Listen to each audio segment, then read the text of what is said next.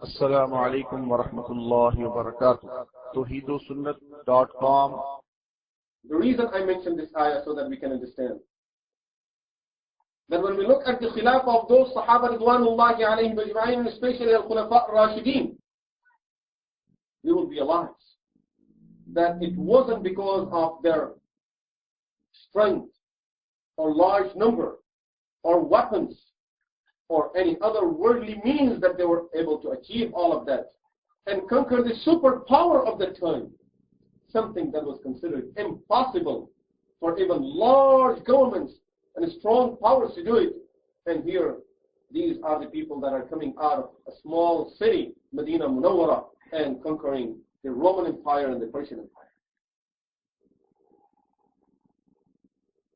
And there was a well-known saying that the whip of Umar radiallahu anhu is more scary than the sword of King Hercules. The whip of Umar is more scary than the sword of King Hercules. He's walking with the whip in his hand. And that king is walking with a sword in his hand. People are not afraid of the sword as much as they are afraid of the whip of Umar radiallahu anhu. And he's sitting over there in his kingdom, is afraid of the whip of Umar radiallahu anhu. And Umar radiallahu anhu doesn't care about his armies and his swords.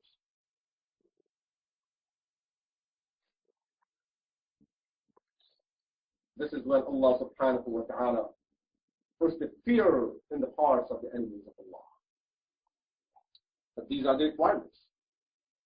These are the things that we must have and fulfill before Allah subhanahu wa ta'ala will bless us with those things. Rasulullah sallallahu alayhi wa sallam, because of his status with Allah subhanahu wa ta'ala blessed him with something. Rasulullah sallallahu alayhi wa sallam says, نُصِرْتُ بِالرُّعْبِ مَصِيرَةَ شَهْرٍ. When the enemies are on a distance of 1 month from Medina Munawwara, they start shaking with the fear of Rasulullah sallallahu alayhi wa sallam. As soon as they get in those boundaries of a distance of 1 month distance from Medina Munawwara, their hearts start telling them, you better run away. You better not do it. You better don't continue. Better go back to your home. And they start getting scared. And same thing transfers in the Ummah of Muhammadur Rasulullah sallallahu alayhi wa sallam, not necessarily on the distance of 1 month, but at least enemies staying away from us will be trembling with the fear just to think that they want to look at us with a bad eye if we follow the same steps of those of Rasulullah sallallahu alayhi wa sallam and Al-Khulafa Ar-Rashidin. Umar radiallahu anhu, after he took over the Khilafah, he used to go around in the streets of Medina Munawwara. King Hercules knew that this Amir al-Mu'mineen, this Umar bin al-Khattab, does not have any guards around him. And he does not always walk with weapons. And sometimes he walks out in the jungle, in the desert, just by himself, taking care of things. So he sent a person to Medina Munawwara. That person came to Medina Munawwara with the intention of killing Umar bin al-Khattab radiallahu anhu. He pretended to be a Muslim. And he asked the people, where is Amir al-Mu'mineen?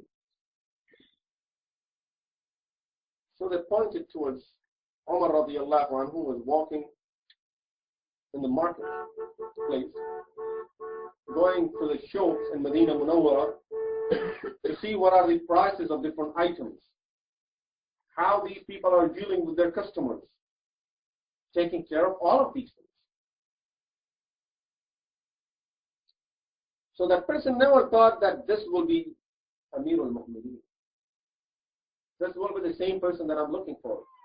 So he thought that he must be using a different name, or he's not right in using the word Amir al-Mu'mineen. So he said, no, I'm talking about the king. Yeah, that's the person. So he looks at Umar radiallahu anhu and he said, as soon as I looked at him, for some reason, I started getting scared of him. Although he did not have any weapon in his hand. He's walking in the market with a whip in his hand, and as soon as this person looked at him, he started having fear of Umar radiallahu. So he said, but I came to fulfill that mission. And he started following Umar radiallahu anhu and watching Umar radiallahu anhu from a distance. Finally, Umar radiallahu anhu, after going through all the shops in this marketplace, then he started walking out in the streets of Medina Munawwara. It was the noon time. He does not have time to go back and have some rest. So he decided to walk out of the houses, which means away from the streets of Medina Munawwara, and in a small place, in an open place, Umar radiallahu anhu went, and he laid down on the ground, no pillow, no blanket, no mattress. So he gathered some dust and made it a pillow, and he laid down. Because he was tired after working the whole day. This person thought that is a good opportunity now to kill Umar radiallahu anhu. He himself says, and history quotes, he says, I waited until Umar radiallahu anhu started snoring. So I'm sure that he's sleeping now. As soon as I started walking towards him, I felt there is a lion standing in front of me.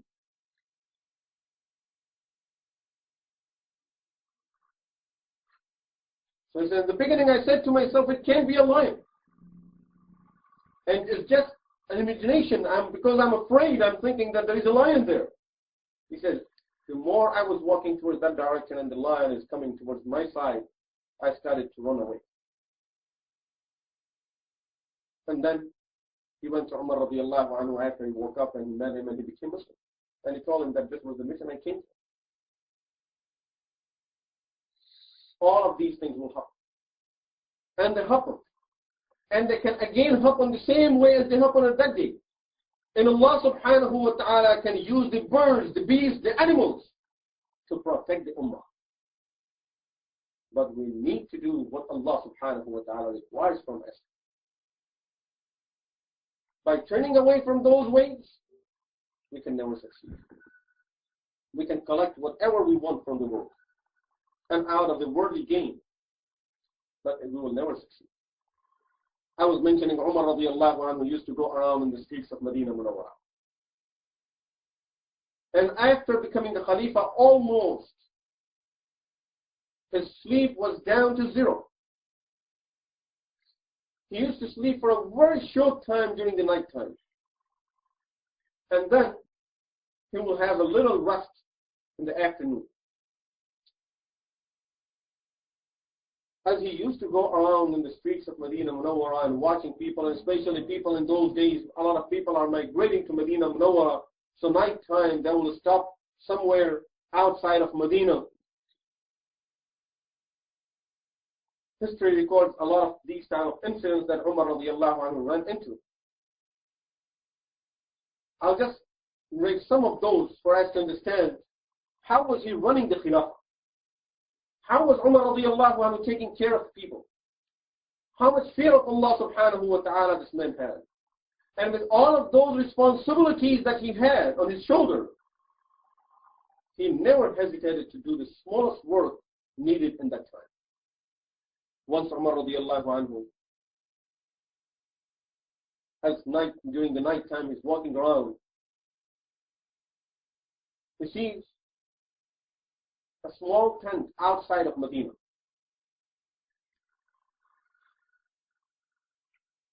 Another person was with Umar radiallahu anhu, who used to always stay with him, Aslam.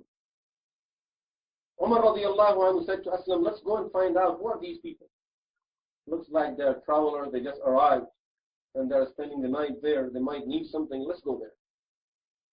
Aslam says, when we went by the tent, we heard some children crying, and they're crying loud. So we asked, Umar radiallahu anhu went and he asked, who's in the tent? So a woman replied, she said, we are travelers, we just arrived. So why the children are crying? Because they are hungry. Why don't you feed them? I have nothing to feed them. Umar radiallahu anhu looked in the tent, and there was some fire that was burning, and there was a small pot on the fire. So he asked her, what's in that pot? You are cooking something. He says, no, this is just some water. And I have thrown some stones, some pebbles in this water. So the children will think that I'm preparing some food for them until they would go to sleep. But they have to starve. They have to go to sleep hungry. I have nothing to feed.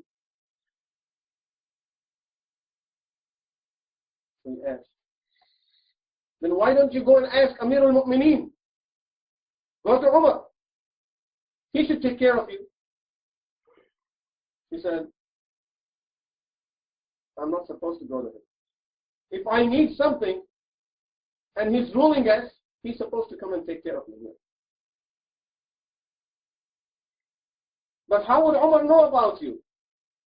Of course, the mother is angry. She sees her children are crying like that in front of her eyes. She says, if he cannot take care of the people, and if he cannot find out, then tell Umar, then better to hand over the Khilafah to someone else.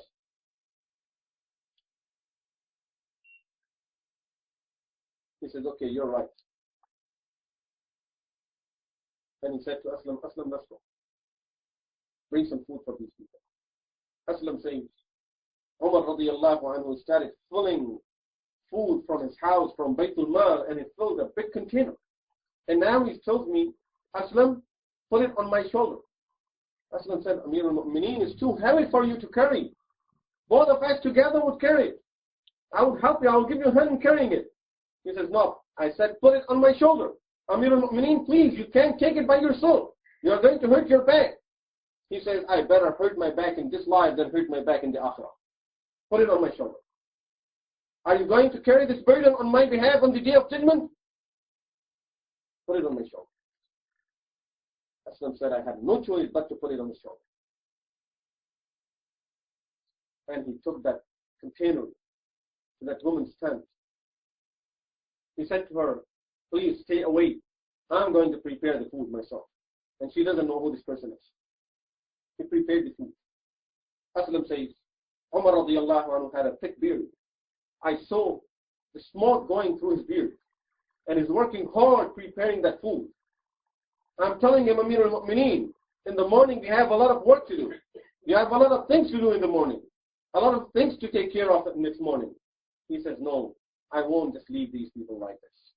I'm going to prepare the food myself. And he prepared the food.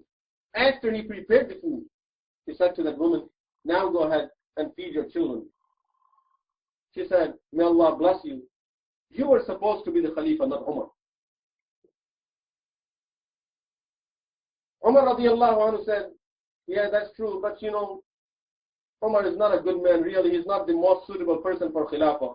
But people forced him to do it, and he has to do it. But tomorrow, come to Umar, I will be sitting there too. And I'll talk to Umar. Aslam says, after all of this, Umar radiallahu anhu said to me, come on, let's go.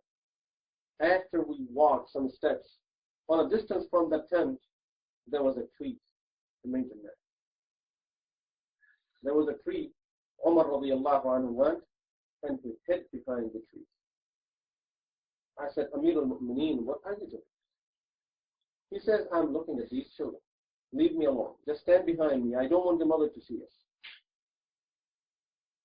And he continued watching and watching and watching. And finally, he said, now, Aslam, now we can leave. I said, Amir al-Mu'mineen, what were you looking at? He said, Aslam, when I came here, I saw the children crying. I did not want to leave until these children were full and I see a smile on their face. I did not want to leave until I see a smile on their face.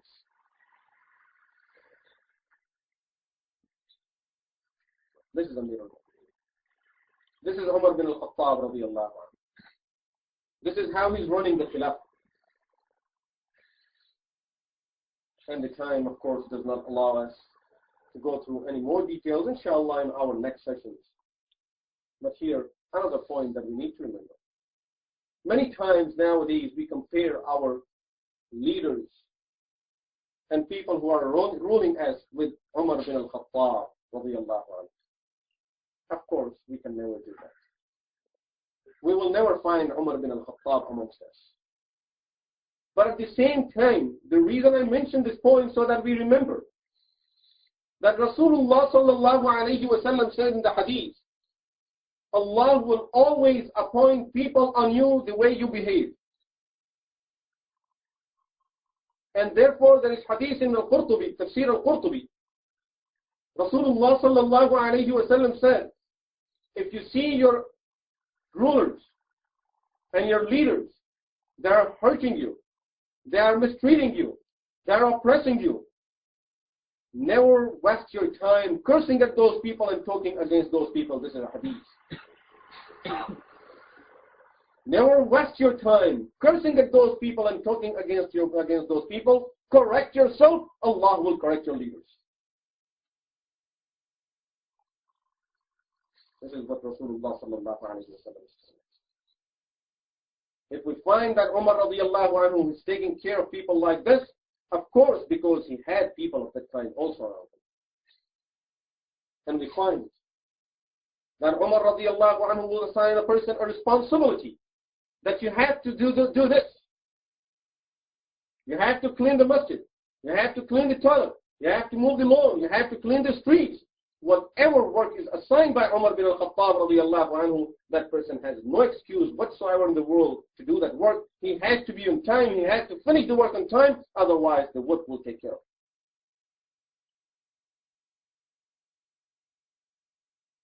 And of course, if that is there, then it works from both sides. They have to do the work that's assigned by Amir al-Mu'mineen, and he has to take care of it. And today, if we won't do the work, then it's better that we just go with Imam Ibrahim. Because that's the way. Rasulullah sallallahu alayhi wa sallam always reminds us in the hadith, if we get ourselves better, our situation better, just imagine in a small community like us, we are not a large ummah. We are a very small portion of this great ummah of Muhammad sallallahu alayhi wa sallam. But if we, within our community, in our masajid, forget outside, in our masajid, we are not able to establish Islam, then where else we expect Islam to come and be established? So this is a very important point that we need to learn and bring it and keep it in our mind. And if we want to see the change in the ummah, then we have some responsibility, and these are our small masajid where we can establish Islam. If we start doing that, Allah promises that He's not going to limit us to these small masajid. He will spread our work all around, inshaAllah. May Allah subhanahu wa ta'ala guide all of us to Salat al-Mustaqim, and may Allah subhanahu wa ta'ala give all of us tawfiq to follow the Quran and the Sunnah of Rasulullah sallallahu alayhi wa sallam and the ways of Sahaba ridwanullahi alayhim ajma'in. أقول قولي هذا واستغفر الله لي ولكم ولسائر المسلمين والمسلمات وآخر دعوانا الحمد لله.